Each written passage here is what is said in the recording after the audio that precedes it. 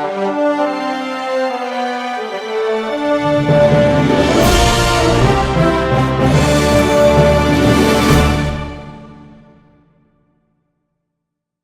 quero convidá-lo a abrir a sua Bíblia, outra vez no Evangelho, segundo escreveu Lucas, no capítulo 10. Vamos reler o texto do verso 38 ao verso 42. Lucas, capítulo 10, versos 38 a 42.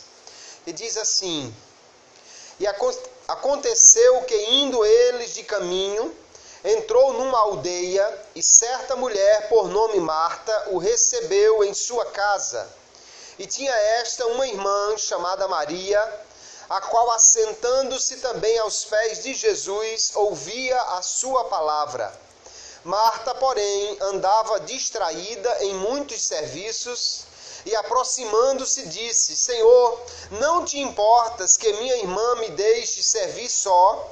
Dize-lhe, pois, que me ajude.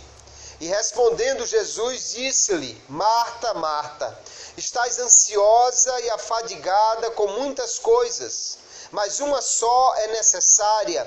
E Maria escolheu a boa parte, a qual não lhe será tirada. Amém. E graças a Deus por sua palavra.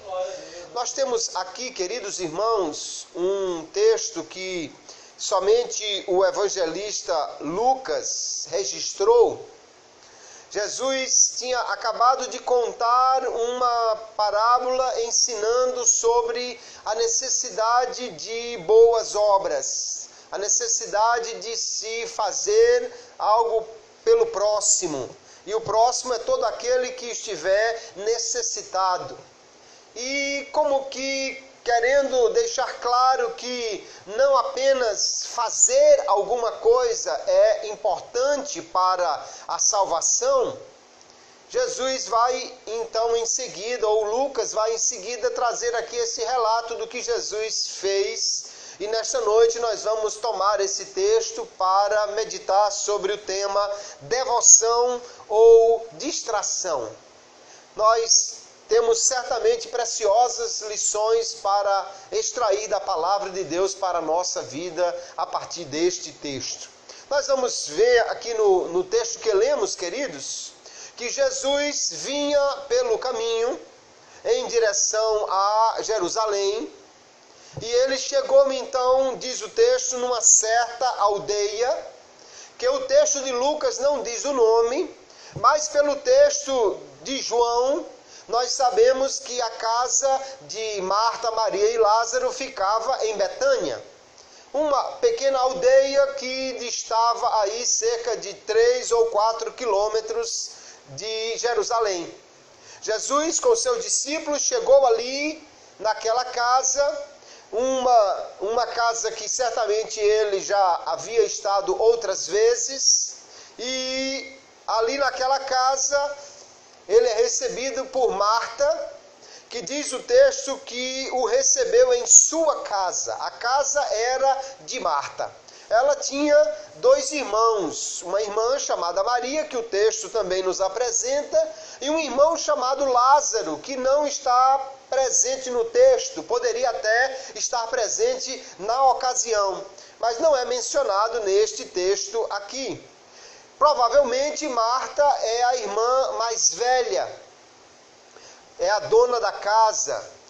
Talvez fosse viúva, talvez nunca tivesse casado, os pais já tivessem morrido.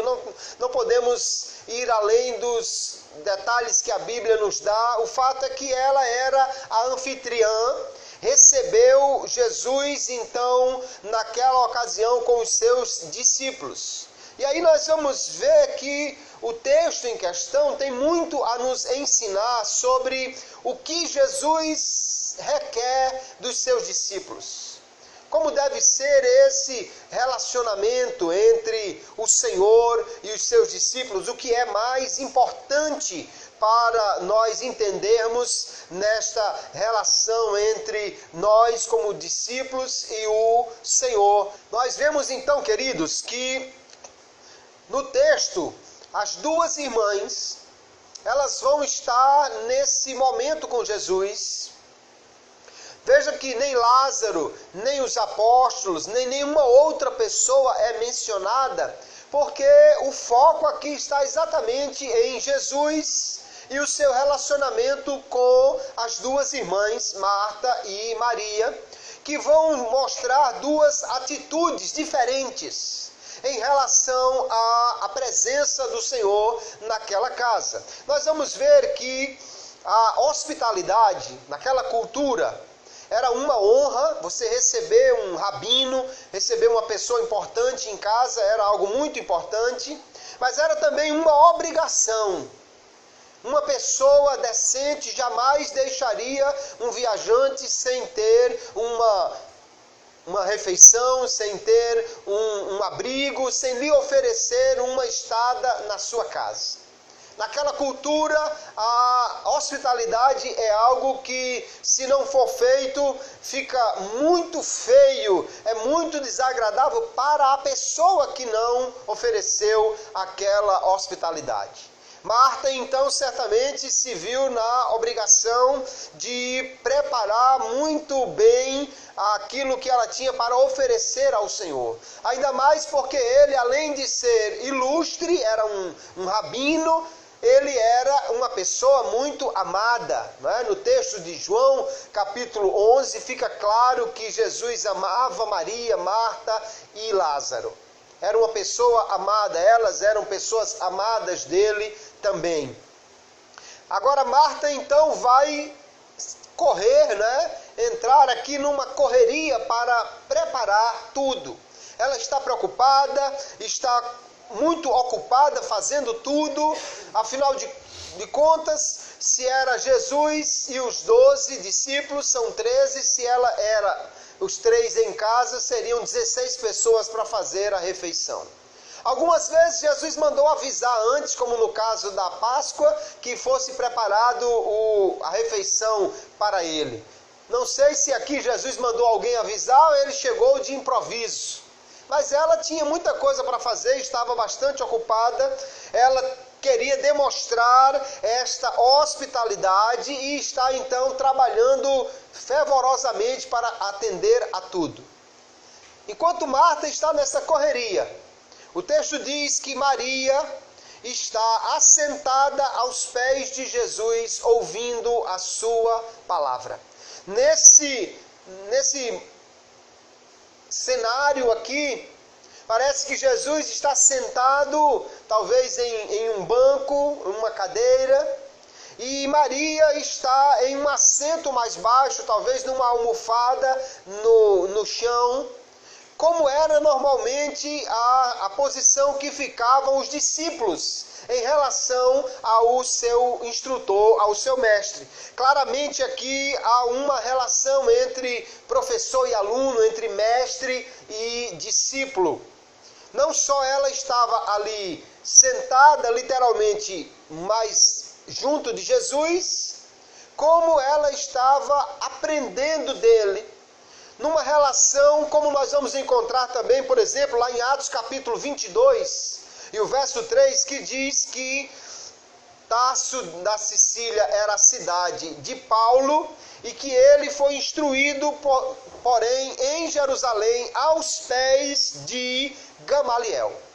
Aos pés de Gamaliel quer dizer que ele era discípulo de Gamaliel e que muitas vezes ficou numa posição parecida como esta, sentado aos pés do seu mestre, ouvindo, aprendendo dele. Maria está aqui então como uma discípula, aprendendo de Jesus, aproveitando aquele momento, ouvindo a sua palavra.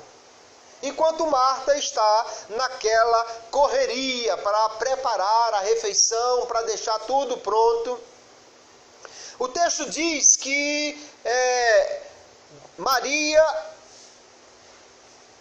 no verso 39, assentando-se também aos pés de Jesus. O também aqui pode sugerir que ela já tinha estado ajudando Marta, e agora veio para ficar ouvindo o que Jesus tinha para lhe ensinar.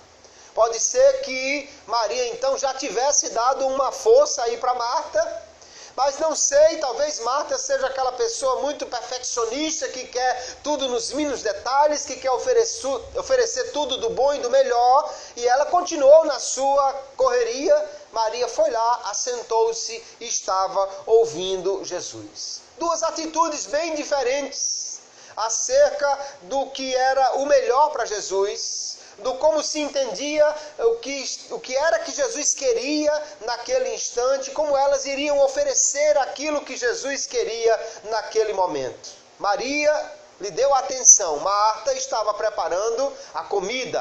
E aí nós vamos perceber no texto que Marta sai de lá, de onde ela está, vem até onde estava Jesus com Maria e pergunta então: Senhor, o Senhor não se importa que minha irmã me deixe sozinha trabalhando? O Senhor não se importa que ela fique aí lhe ouvindo e eu esteja fazendo tudo sozinha? O Senhor não acha errado isto? Marta estava achando injusto ficar cuidando de tudo sozinha e ela quer ajuda.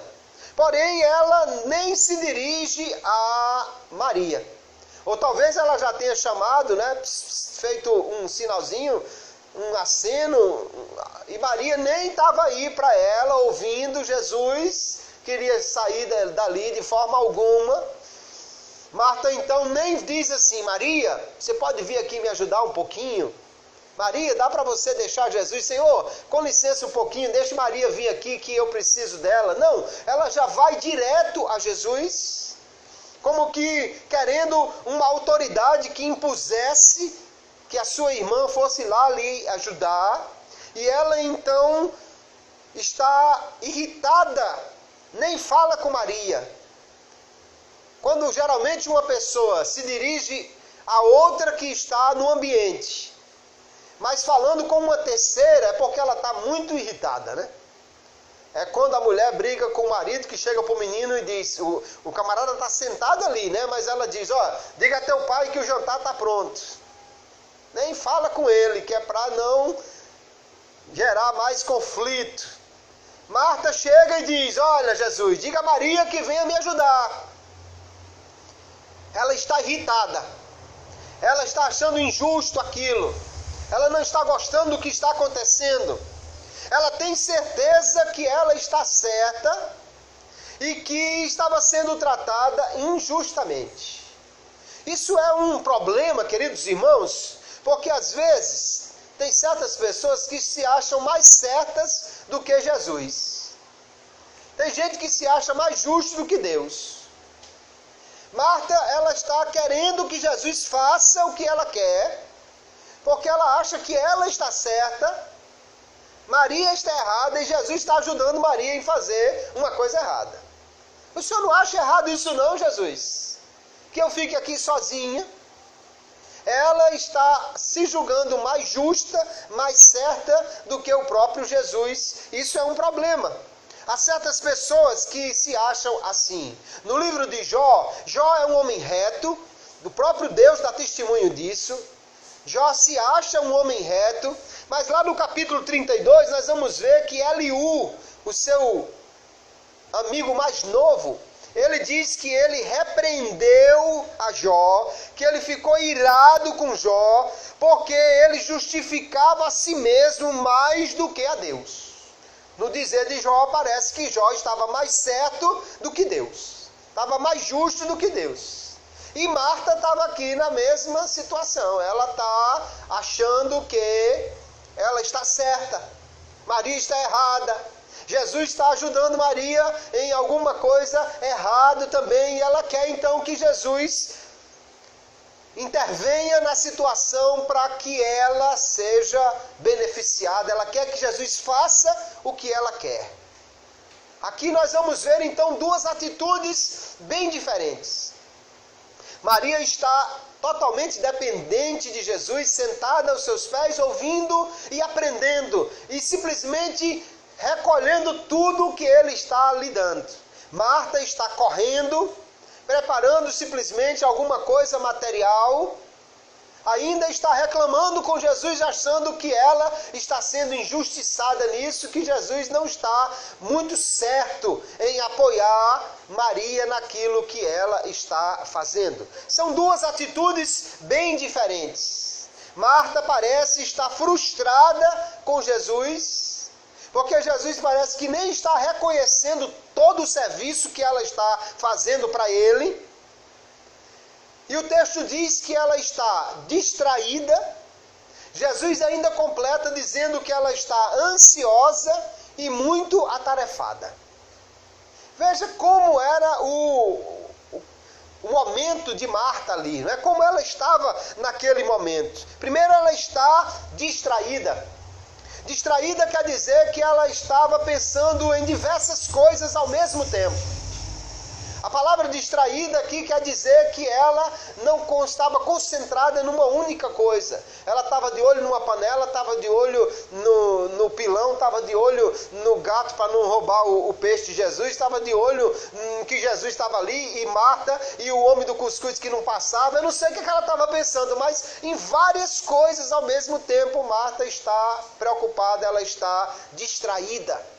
Ela não tem um foco, ela não está nem conseguindo se concentrar em uma única coisa para fazer. Depois do texto, Jesus diz, e lhe chama com carinho, dizendo: Marta, Marta. Somente poucas vezes na Bíblia, queridos, nós vamos ver Deus chamar uma pessoa pelo nome duplamente. 2 vezes. Moisés lá na sarça, Saulo lá quando ele encontra no caminho de Damasco. Algumas poucas vezes, mas 7 ou 8 vezes apenas na Bíblia isso acontece. Geralmente quando Deus chama duplamente é porque Ele quer chamar a atenção para algo que é muito importante. E Ele diz: Marta, Marta, presta atenção, Marta. Você está muito ansiosa, afadigada. Maria escolheu a boa parte. Você está preocupado com muitas coisas, mas uma só é necessária. Aqui nós vemos que Marta, ela está ansiosa. Ansiedade fala de um sentimento de alguém que não está satisfeito, que está ainda numa expectativa de alguma coisa que ainda não aconteceu. Quem está ansioso está ainda como quem não tem o que quer, ou quem não chegou ainda onde vai, ou quem não está satisfeito com o que tem, de quem não descansou. O ansioso é porque ainda não foi atendido naquilo que ele queria. Marta está ansiosa, Maria está tranquila.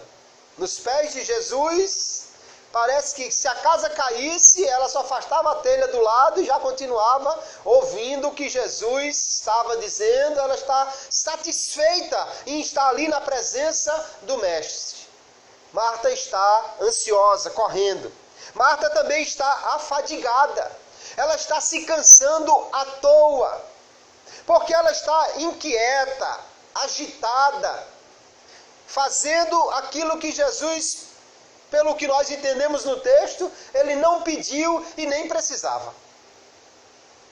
Talvez Jesus só quisesse uma simples refeição e um tempo de descanso. Esse momento aqui talvez seja um momento que Jesus já estava indo para Jerusalém. Já estava se aproximando a sua paixão e morte. Porque Jesus parou em Betânia, talvez para descansar um pouco, para ter o convívio de pessoas amigas. Não era comida. Jesus nunca esteve preocupado com comida. Aquele que pega 5 pães e 2 peixinhos e alimenta 5.000 pessoas, não pode estar preocupado se está faltando ainda comprar mais alguma coisa para o alimento. Lógico que Jesus não multiplicava alimento toda hora, mas ele nunca demonstrou preocupação com isso. Pelo contrário, quando os discípulos às vezes questionaram, ele dizia: olha, a comida que eu tenho realmente que comer é fazer a vontade de meu Pai. Outra vez ele disse: buscai o pão não o que perece, mas o pão que alimenta para a vida eterna. O que Jesus queria na realidade era que os discípulos, e aqui Marta e Maria são discípulos, eles descansassem nele.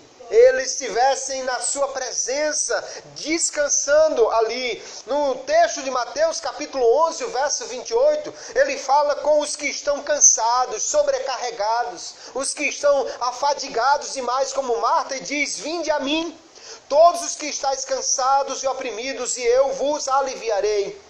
Tomai sobre vós o meu jugo e aprendei de mim, que sou manso e humilde de coração, e encontrareis descanso para as vossas almas, porque o meu jugo é suave e o meu fardo é leve.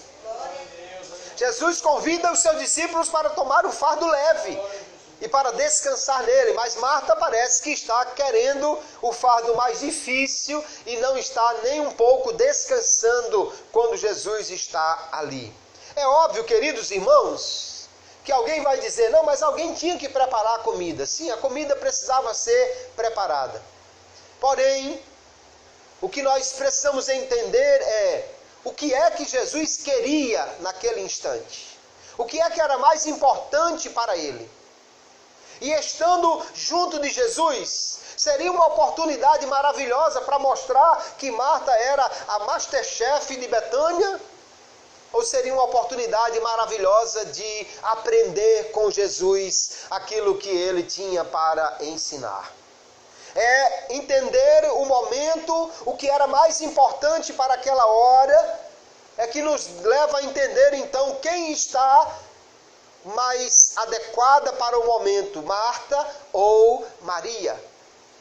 Maria está em devoção a Jesus. Marta está distraída com muitas coisas. E aí nós percebemos, queridos irmãos, que as muitas coisas de Marta, aquilo que ela estava correndo para preparar, eram coisas materiais, coisas físicas, ou até mesmo sociais, né? Já que a refeição era um momento ali de socializar, de conversar. Mas a coisa principal, a única coisa, a coisa mais importante, a única que era necessária a que Jesus se referia, era algo de cunho espiritual e de significado eterno. Marta não está errando por estar fazendo a comida. A questão não é que ela optou pelo errado no lugar do certo, mas é que ela está cuidando naquilo que é secundário no lugar daquilo que é principal, que é mais importante. Ela está pensando nas coisas temporais e não nas coisas que são eternas. Quando nós estamos na presença de Jesus, o mais importante é o que nós podemos receber dele. O lado espiritual da vida é muito mais importante nesse instante do que o lado físico ou material. Há uma parte melhor e mais necessária. Jesus disse que essa parte foi a que Maria escolheu. E que parte é essa? É estar com Jesus. É, estando na presença de Jesus, aprender dele. Dar atenção total a ele, ter um relacionamento chegado, uma dedicação exclusiva, que era certamente o que Jesus queria naquele momento. Jesus não queria uma galinha ensopada, ele queria a atenção dos seus discípulos, já que ele estava no final da sua missão, ainda tinha muito que ensinar a eles. Então o que Jesus queria era atenção a ele, e não a sua obra. O que ele queria era que ele fosse o centro e não as coisas que tinham que ser feitas. A boa parte que ele diz, que Maria escolheu e não lhe será tirada, faz referência àquela porção principal, aquele prato principal, talvez aquela sobremesa especial, que normalmente se numa refeição. Não tem às vezes aquela hora da refeição que se diz assim: agora que eu vou trazer o prato principal, agora que vai chegar a cereja do bolo, a coisa que todo mundo estava esperando. Esta coisa mais esperada era o que Maria escolheu, e era estar com Jesus e dar atenção total a ele. Nós podemos então daqui, irmãos, extrair diversas lições preciosas para nós. A primeira coisa é que nós precisamos entender qual é o propósito de Deus para a nossa vida e termos o foco nisto. Isto é o mais importante. É o propósito de Deus para nós. Para que nós fomos criados? Deus nos criou para Ele mesmo. Nós vamos ler lá no livro de Isaías, que Deus vai dizer que escolheu um povo, e que esse povo escolhido foi criado para louvor dele. Capítulo 43, verso 20, finalzinho, Deus diz: ao meu povo, ao meu eleito. Essa palavra Pedro vai citar lá na sua primeira epístola, falando que nós somos um povo eleito de Deus. E ao eleito de Deus, o que é que Deus coloca como propósito? Ele diz: esse povo que formei para mim, para que me desse louvor. Louvar a Deus, adorar a Deus. Esse é o propósito com que nós fomos criados. Lá no livro de Êxodo, quando o povo de Israel está no Egito, Deus os libertou, ou mandou Moisés para libertá-los.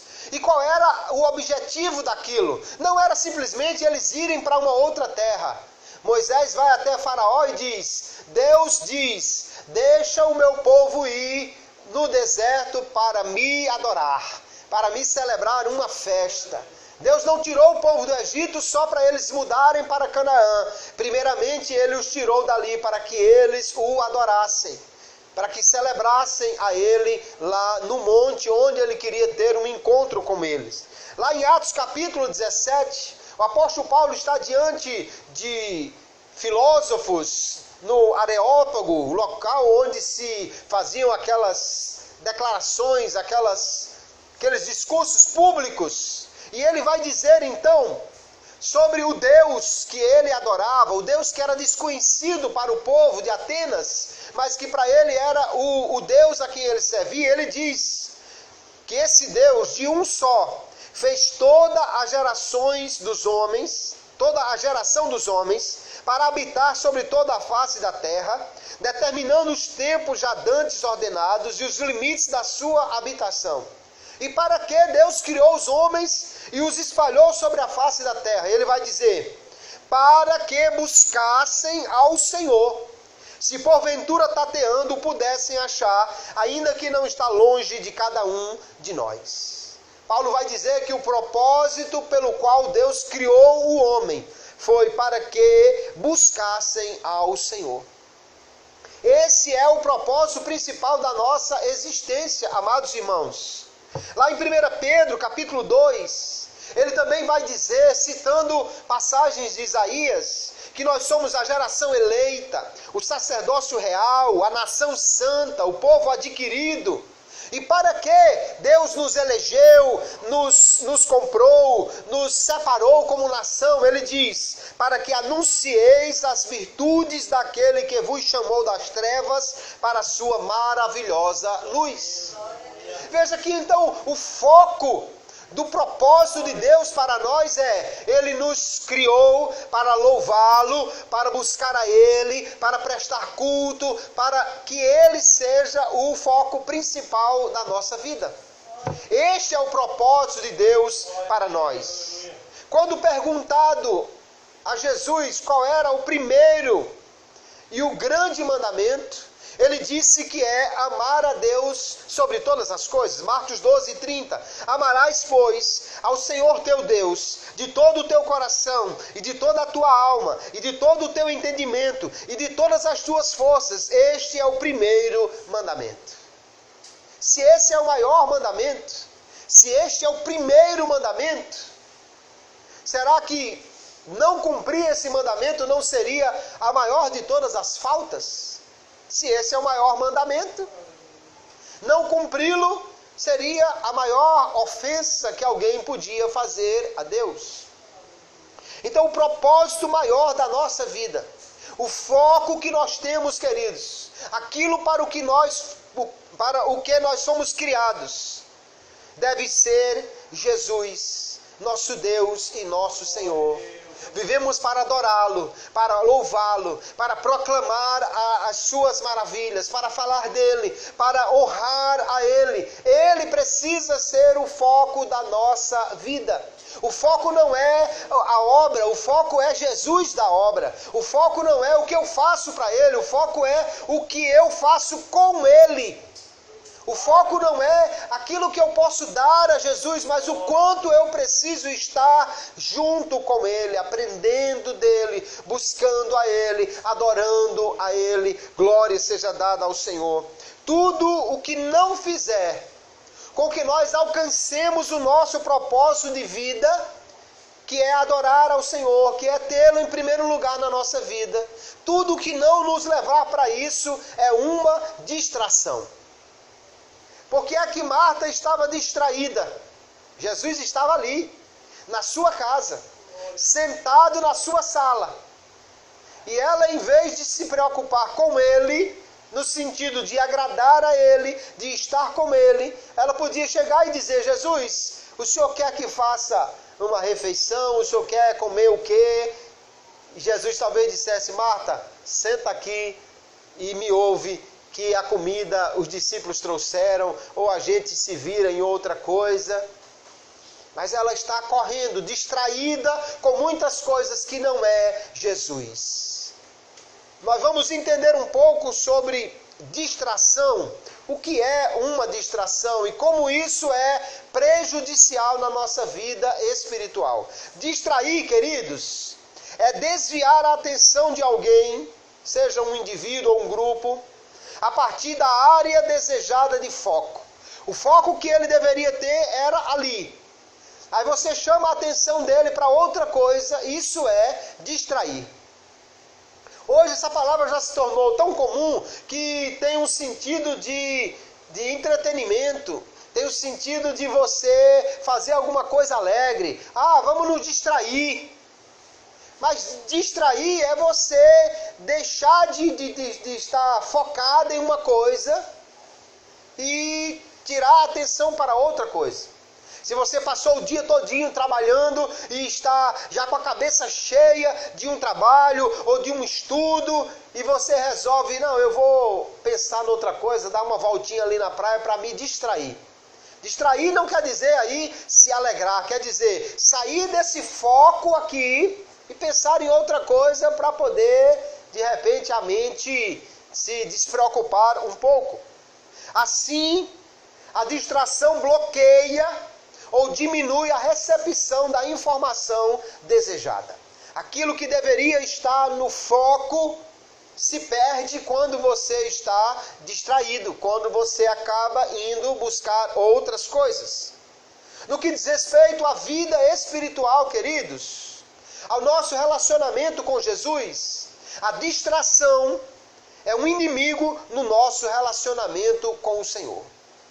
Quer dizer que em vez de nós estarmos focados em fazer aquilo que Ele quer, aquilo que Ele nos chamou para fazer, nós vamos fazer outras coisas. Então a distração diminui o teu potencial. O que você poderia fazer para Ele, tudo que você poderia crescer espiritualmente, tudo que você poderia fazer com Jesus ou para Jesus, isso se perde em grande parte quando nós estamos distraídos com outras coisas. A distração, ela te destrói lentamente. Você imagine um aluno que ele deveria estudar. Ele deveria estudar 4 ou 5 horas por dia, para ele realmente absorver todo o conteúdo que é dado a ele em sala de aula. E vamos dizer que em vez de dedicar essas 4 ou 5 horas, ele acaba se distraindo com outras coisas, perdendo tempo com outras coisas que lhe roubam a atenção e só dedica 1 hora de estudo realmente. Ele está perdendo 4 horas por dia, 3 horas por dia de estudo. Isso vai acabar com ele, vai destruí-lo, mas não imediatamente, lentamente. Aquilo vai tirando dele o que ele poderia ser, o que ele poderia ter, aonde ele poderia chegar. A distração na nossa vida espiritual também é algo que nos afasta do alvo que Deus quer para nós, do que Deus quer para você. A distração não é necessariamente um pecado, mas pode vir a ser, ou criar um ambiente para isso. Davi estava no palácio. Ele deveria estar na guerra. Era tempo de guerra, tempo dos reis irem para a guerra e estava acontecendo uma guerra. Ele deveria estar lá, esse era o seu foco. Em vez de estar lá, ele estava distraído no seu palácio. Ele não estava nem sequer orando, ou lendo a lei, ou estudando estratégia, ou conversando com seus conselheiros sobre a melhor maneira de realizar aquela guerra. Ele está distraído. Ele vai na sacada do palácio, no alpendre do palácio. Ele não estava pecando em estar distraído e em estar no alpendre. Isso não era pecado. Mas era uma distração que tirou ele do foco e ali criou-se o ambiente quando ele viu a sua vizinha desajeitada ou sedutora que acabou levando ao pecado. Nós poderíamos pensar em muitas outras situações na Bíblia. Neemias, ele tinha um foco. Ele foi para Jerusalém para reconstruir o muro. Seus inimigos queriam que ele não construísse o muro. E o que eles faziam? Eles inventavam muitas coisas para distraí-lo. Olha, tem uma reunião aqui, nós precisamos conversar, tem uns problemas aí. Vem aqui em Samaria para a gente conversar. Olha, é preciso você ir lá no templo que tem um problema. Olha, tem uma situação ali, tem uns inimigos ali. Várias coisas para distraí-lo. E ele mandou um recado dizendo: eu estou fazendo uma obra muito importante e eu não posso descer daqui. Jerusalém fica no alto, qualquer lugar que você vá a partir dela é descer. E ele disse: eu não posso descer, eu não vou sair do meu foco. A distração tira você do foco, leva você a fazer menos, a alcançar menos. E pode criar o ambiente para um erro, para um pecado, para um deslize. Quando tira o nosso foco. Marta não estava pecando quando ela estava distraída e ocupada com outras coisas que não era com Jesus. Mas o fato de ela não estar dando atenção a Jesus, ela deixou que a distração tirasse o seu foco. Aquilo era o mais importante.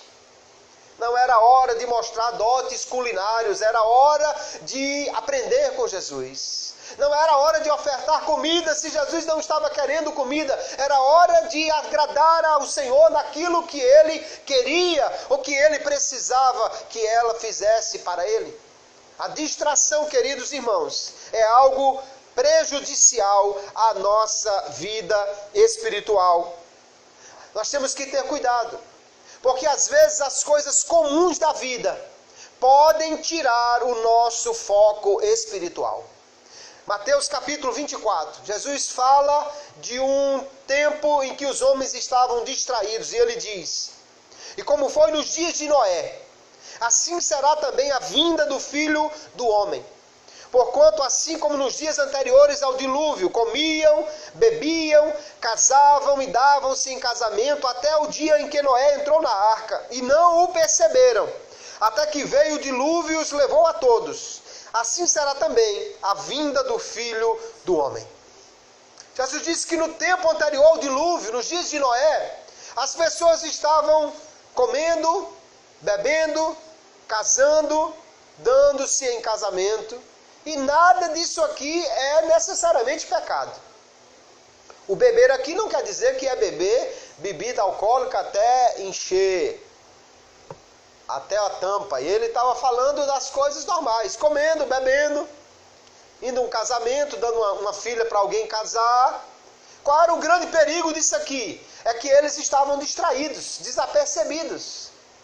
Diz que o dilúvio chegou, Noé entrou na arca e ele já vinha anunciando, porque ele é colocado na Bíblia como um pregoeiro da verdade. E eles estavam distraídos. E de repente veio o dilúvio. Jesus está dizendo: assim será também na vinda do Filho do Homem. Pessoas vão estar em atividades comuns, no dia a dia, nas coisas que eles precisam fazer. Nada disso aqui é necessariamente pecado. Mas se tirar o foco, se distraí-los, de forma que eles não estejam esperando Jesus, pode ser que ele os encontre desprevenidos e distraídos. Nós vamos ver que tudo que concorre com Deus, tudo que rouba a atenção dele, tudo que tira o lugar principal dele na nossa vida, isso se torna um obstáculo para o nosso crescimento na fé. Mateus capítulo 13, Jesus contou uma parábola que nós vamos estudar na próxima lição da escola bíblica, esta parábola, a parábola do semeador ou a parábola dos solos. O semeador saiu a semear e uma das sementes caiu num lugar onde já tinha espinheiro. Já tinha uma planta ali, um espinho que ficou. E quando a semente cresce junto com esses espinhos. E eles sufocam a semente. E quando Jesus vai explicar o que era aquilo, ele diz, capítulo 13, verso 22 de Mateus: e o que foi semeado entre espinhos é o que ouve a palavra, mas os cuidados deste mundo e a sedução das riquezas sufocam a palavra e fica infrutífera.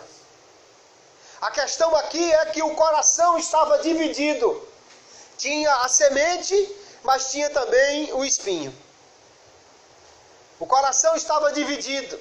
Ele não conseguia pensar somente em Jesus. Também as riquezas, a ansiedade pelas coisas desta vida estava roubando a atenção dessa pessoa. E o que diz então Jesus? A semente ficou infrutífera. A palavra não atingiu o resultado desejado. Ela não produziu o que deveria produzir. Ela não cresceu espiritualmente o que poderia crescer. Não atingiu o seu potencial espiritual. Não foi atingido aquilo que Deus realmente queria que ela fosse. Por quê? Porque ela estava distraída com outras coisas. Porque outra coisa estava roubando a sua atenção. Assim nós precisamos ter cuidado, queridos irmãos, para não deixar que as coisas materiais nos roubem a atenção, nos tirem do foco espiritual do que Deus quer para nós. Até bênçãos, até coisas boas podem roubar a nossa atenção ou tirar o nosso foco para não alcançarmos o melhor de Deus. Jesus contou uma outra parábola aqui em Lucas capítulo 14, onde um homem dá um grande banquete e ele convida algumas pessoas. Mas aquelas pessoas, embora pelo que entendemos da parábola, elas tinham se comprometido a ir ao banquete, na hora elas disseram: olha, aconteceu uma coisa muito boa comigo. Eu recebi aí até uma bênção. Mas eu não posso ir ao banquete por causa disso. Veja as desculpas deles. Porém, um lhe disse, um certo homem fez uma grande ceia. Porém, ele lhe disse, um certo homem fez uma grande ceia e convidou a muitos. E à hora da ceia mandou o seu servo dizer aos convidados: vinde, que já tudo está preparado. E todos a uma começaram a excusar-se. Disse-lhe o primeiro: comprei um campo e importa ir vê-lo. Ora, quem não gostaria de ter comprado uma propriedade, uma casa, uma terra? Era uma bênção.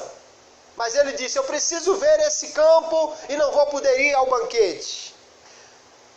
Rogo-te que me hajas por excusado. O outro disse: comprei 5 juntas de bois. As juntas de bois eram usadas para arar a terra. Era uma espécie de trator da época. O homem comprou logo 5. Olha que bênção! Tinha 5 tratores novinhos. Ele diz: eu preciso experimentá-los. Então, não vou poder ir também ao banquete. O outro disse: casei e, portanto, não posso ir. Casar também é uma coisa abençoada, que muita gente está ainda lutando aí para conseguir. E ele disse: eu casei, não posso ir. Comprar uma terra, comprar novos implementos agrícolas, casar, Isso é uma bênção.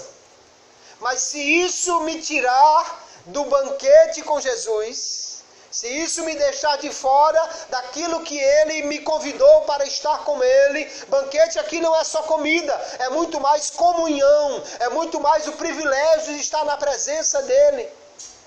Se essas bênçãos me tiram o melhor de Deus, isso é um problema, queridos irmãos. A distração pode ser algo muito perigoso.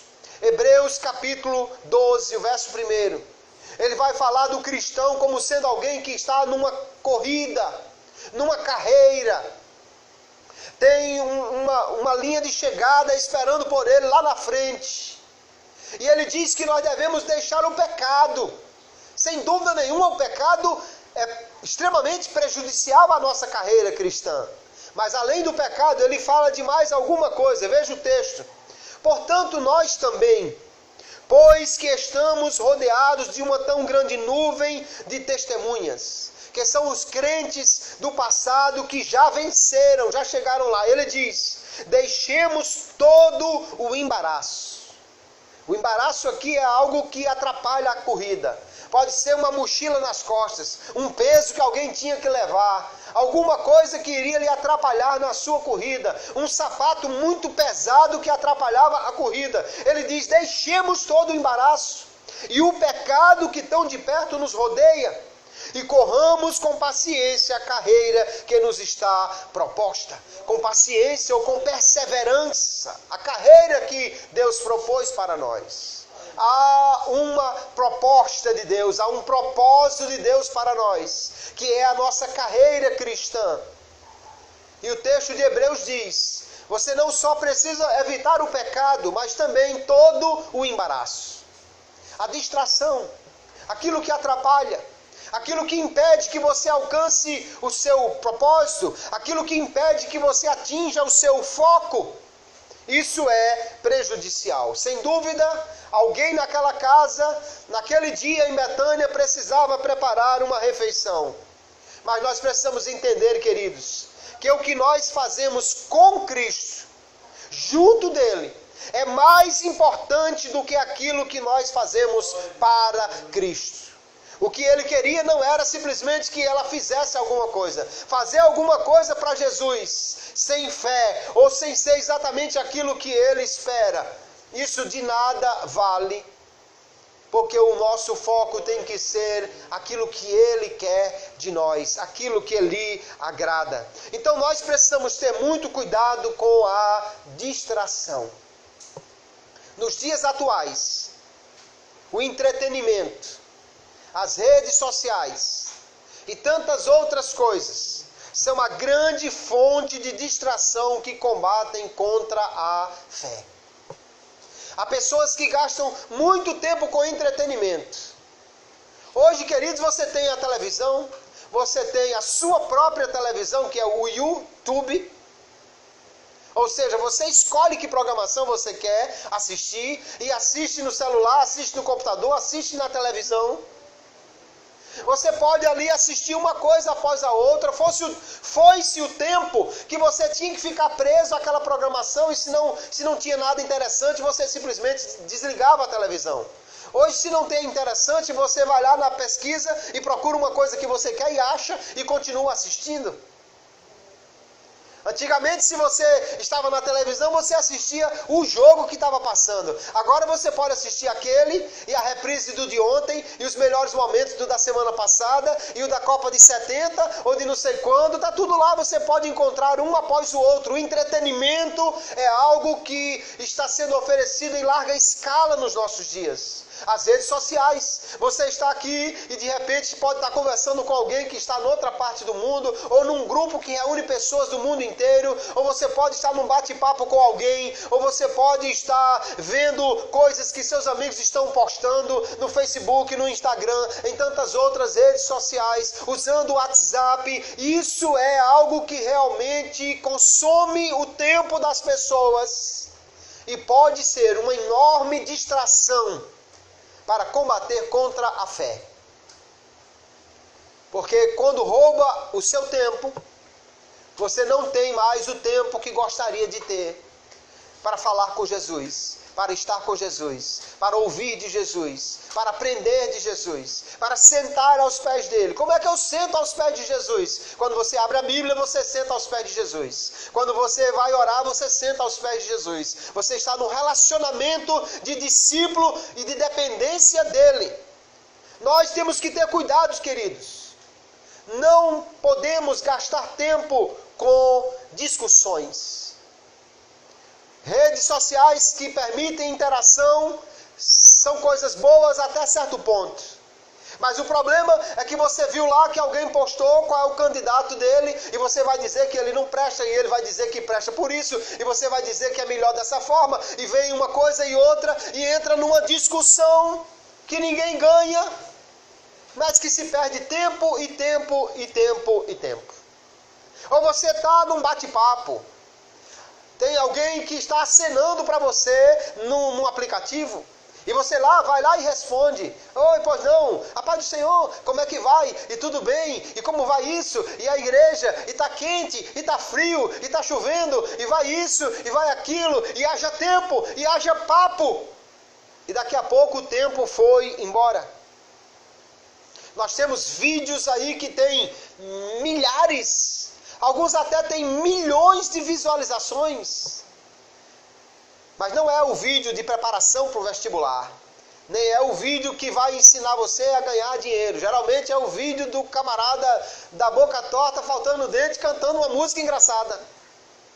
Ou seja, um vídeo qualquer que só serve para entretenimento, para ocupar tempo. Quanto tempo se perde hoje? Antigamente as pessoas perdiam tempo vendo novela. Mas a novela só passa naquelas horas, né? Embora que tenha das 5, das 6, das 7, das 8, das 9, a reprise de 14 horas, tem para todo gosto. Mas tinha hora que não tinha novela. Agora tem uma infinidade de séries que você assiste a hora que você quiser, no Netflix, no YouTube, não sei aonde. E tem gente que faz e marca até com os amigos para fazer aquele intensivão. Passa 2 dias completos assistindo um capítulo atrás do outro, de uma determinada temporada de uma série. Isso consome o tempo das pessoas de uma maneira extraordinária.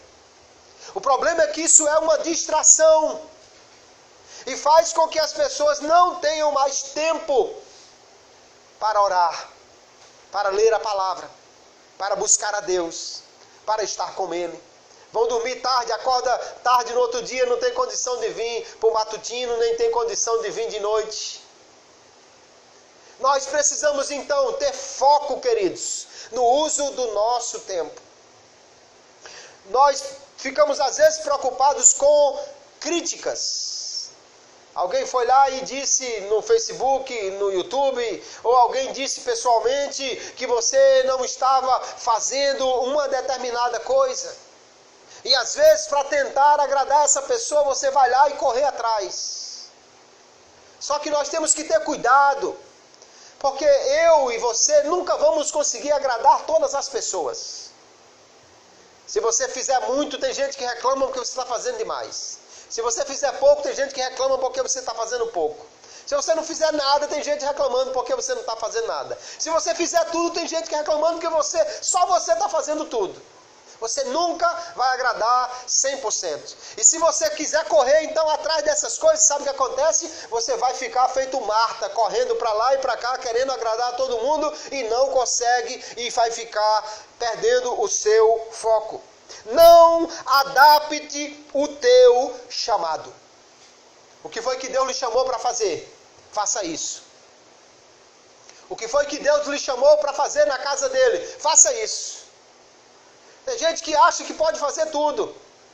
Aí canta em 3, 4 conjuntos, faz parte de 5, 6 departamentos, se envolve com não sei quantas obras, mas qual é o seu foco? O que Deus realmente lhe chamou para fazer?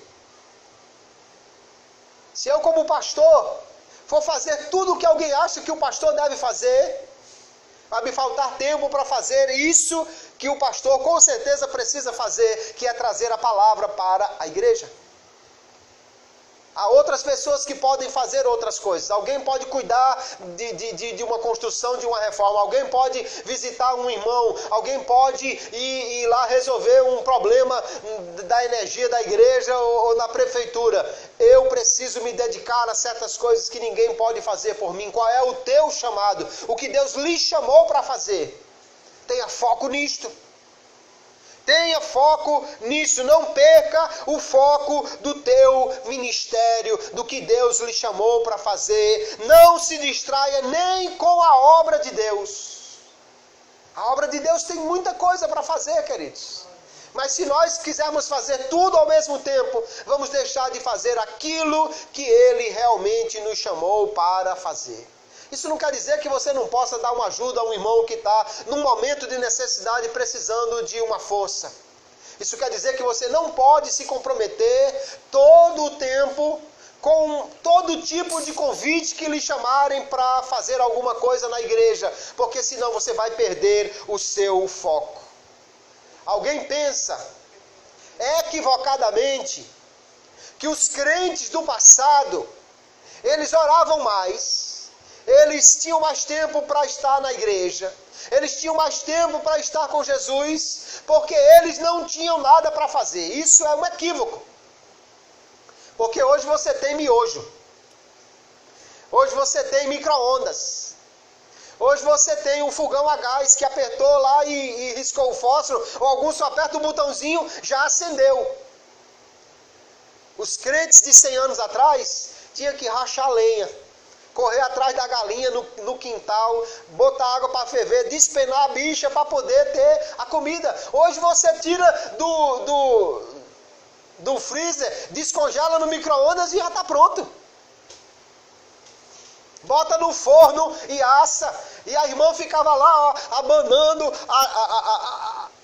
o fogo para poder ver se pegava e para fazer a comida. Você acha que é porque eles não tinham o que fazer que eles tinham mais tempo? Não, irmãos, não era porque eles não tinham o que fazer. Dava mais trabalho preparar uma refeição. Você hoje pega a massa de cuscuz já pronta e rapidinho está lá. Naquele tempo elas tinham que botar o milho de molho e depois pilar ou passar no moinho para poder ter o cuscuz. Você acha que eles tinham menos coisa para fazer do que hoje? Não. Sabe o que é que eles tinham muito menos do que nós temos hoje? Distração. Não tinha Facebook, não tinha internet, não tinha WhatsApp, não tinha televisão, não tinha Netflix, não tinha nada disso. E o sujeito não tinha a não ser um rádiozinho para ouvir, às vezes de 7 horas da noite em diante, que pegava a Voz da América. Então ele não tinha distrações. Ele usava o seu tempo para orar, para ler a palavra, para ir no matutino, para estar na igreja, para buscar a Jesus. O que faltava aos crentes de antigamente não era o que fazer não, irmãos. O que faltava era distrações, entretenimento. Por isso eles tinham mais tempo para orar. Mas graças a Deus que a televisão, o celular, o roteador, o computador, tudo isso tem um botão de ligar e desligar. Não tem nenhum deles que fica ligado direto que você não consegue desligar. Então nós precisamos tomar o controle do nosso tempo. Nós podemos ser Martas distraídas, ou podemos ser Marias assentadas aos pés de Jesus, com um foco em estar gastando tempo com Ele, aprendendo dEle, crescendo na nossa vida espiritual. O que é você na vida espiritual? Você é uma Marta ou você é uma Maria? Você está focado no principal, em Jesus, em agradar a Ele, em ter tempo para Ele? Ou você está simplesmente gastando o seu tempo ativamente, correndo para dar conta nas 24 horas de um monte de coisa, e sem ter tempo para Jesus, e ainda reclama daqueles que têm tempo para estar com Jesus? Esse pastor era para fazer mais alguma coisa, passa o dia todinho só lendo a Bíblia e orando e não sei o que. Esse pastor tinha que fazer mais alguma coisa. E ainda tem Marta reclamando das Marias que estão conseguindo tempo para ficar com Jesus. Nós precisamos ter cuidado, queridos. As distrações têm ocupado o teu tempo. Ou você tem investido tempo no quarto secreto, no lugar da oração. Não, eu não tenho um quarto secreto. Há uma mulher na história da igreja que é muito interessante. A mãe de Johnny e Carlos Wesley, Susana Wesley. Ela não tinha um quarto de oração. Ela não tinha tempo para simplesmente deixar tudo e cuidar na oração. Mas ela tinha momentos de oração. E na cozinha, depois que a comida estava pronta, ou enquanto estava ainda esperando que chegasse o ponto, ela simplesmente pegava o seu avental e cobria a cabeça. E quando ela fazia isso, os meninos já sabiam: mamãe está com Jesus, não interrompa. Mamãe está conversando com Jesus, nem vá lá falar com ela, que ela não atende ninguém nessa hora. Ela sentava na cozinha, cobria a cabeça com o avental e entrava no seu lugar secreto de oração, entrava no seu espaço de estar aos pés de Jesus e iria cuidar então ali de estar com o Senhor. Como nós temos gastado o nosso tempo, amados irmãos, na leitura da Bíblia, na meditação na palavra. Há uma coisa que os crentes de hoje não sabem mais fazer, mas por séculos foi uma disciplina espiritual muitíssimo importante. Chama-se a solitude ou a contemplação. Solitude é o ato de estar sozinho com Deus. Fazendo o quê? Nada. Fazendo o quê? Contemplando. Estando com Ele. Conversando com Ele. Não é um tempo de oração de joelhos, nem é aquele tempo meditando na palavra. É um tempo de estar a sós com Deus, naquela conversa simples, ou admirando a natureza que Ele criou, ou meditando numa palavra que nós acabamos de ler e pensando no como Ele é maravilhoso e como Ele fez aquilo de uma maneira tão especial. Agora, quando a gente pensa em fazer isso e o WhatsApp começa a apitar, aí você sai dos pés de Jesus e vai correndo para a cozinha de Marta preparar um monte de coisas. Nós precisamos disciplinar melhor o nosso tempo. Há até muitos crentes, irmãos, muitos cristãos que estão tão envolvidos na obra de Deus que não tem tempo para Ele. Tem gente que corre tanto, é tão ativista. Segunda-feira tem não sei o que, terça-feira tem não sei o que, quarta-feira tem não sei o que, tem dia que tem ensaio, tem dia que tem culto, tem dia que tem reunião, tem dia que tem não sei o que, e visita, e outra coisa, e essa pessoa correndo tanto, não tem tempo de parar para orar, não tem tempo de parar para agradecer, não tem tempo de parar para meditar na palavra. Às vezes até está lendo a Bíblia, mas ela tem aquela leitura corrida de tantos capítulos por dia que ela corre e lê rapidinho, que é para poder se livrar logo daquela leitura do dia. Não é isso que Deus quer de nós. Não é essa correria de Martas que Ele quer de nós. Ele quer que nós realmente tenhamos tempo para Ele. E o momento mais especial que nós precisamos dar toda a atenção a Jesus é na hora do culto. Quantas pessoas vêm ao culto, irmãos? E aqui ficam distraídas. Tem gente que fica conversando com outras no WhatsApp durante o culto. Tem gente que depois eu vou ver em alguns lugares onde já preguei por aí, pela graça de Deus, a pessoa no meio do culto fez uma postagem no Facebook que eu tinha dito alguma coisa. Transmitiu até a palavra ao vivo.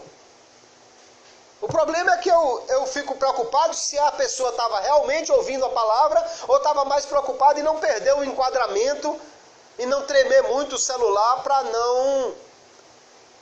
não fazer uma transmissão tão boa.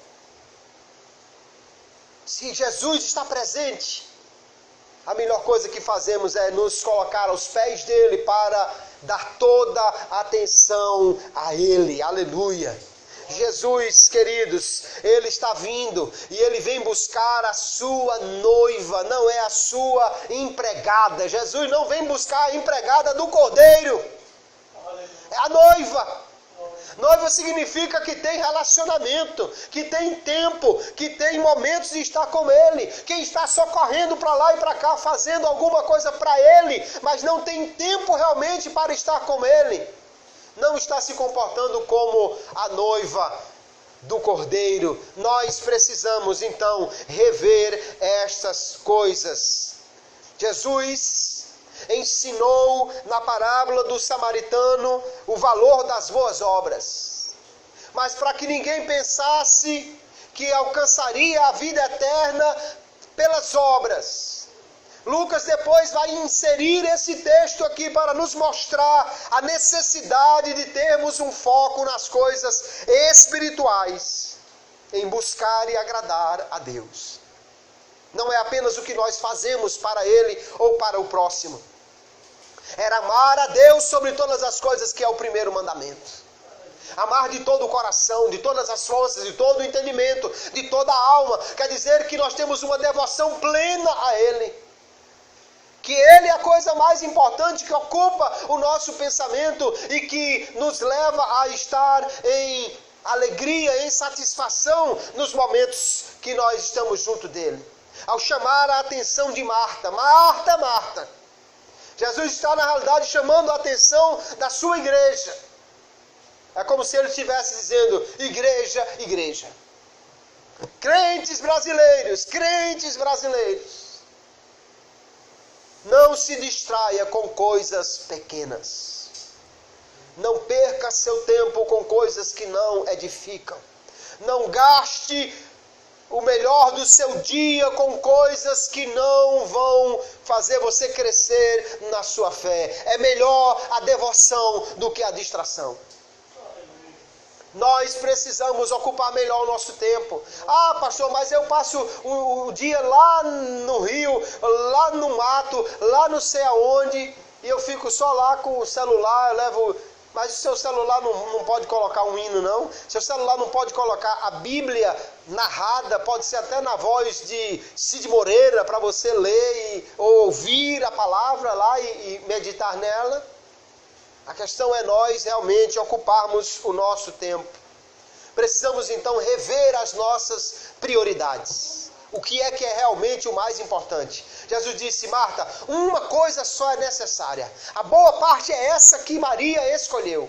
Só isso é o realmente necessário. Quais são as prioridades da nossa vida, amados irmãos?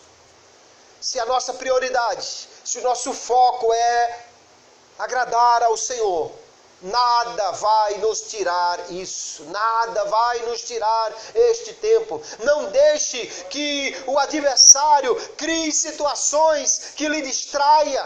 Não deixe que alguma coisa, qualquer que seja, roube a sua alegria de estar na presença de Jesus, de estar buscando a Ele, de gastar o seu tempo com Ele. Precisamos alinhar a nossa vontade com a vontade do Senhor. O que é que Deus quer de mim? O que Ele me chamou para fazer? O que é que realmente é o chamado dEle? O que agrada a Ele na minha vida?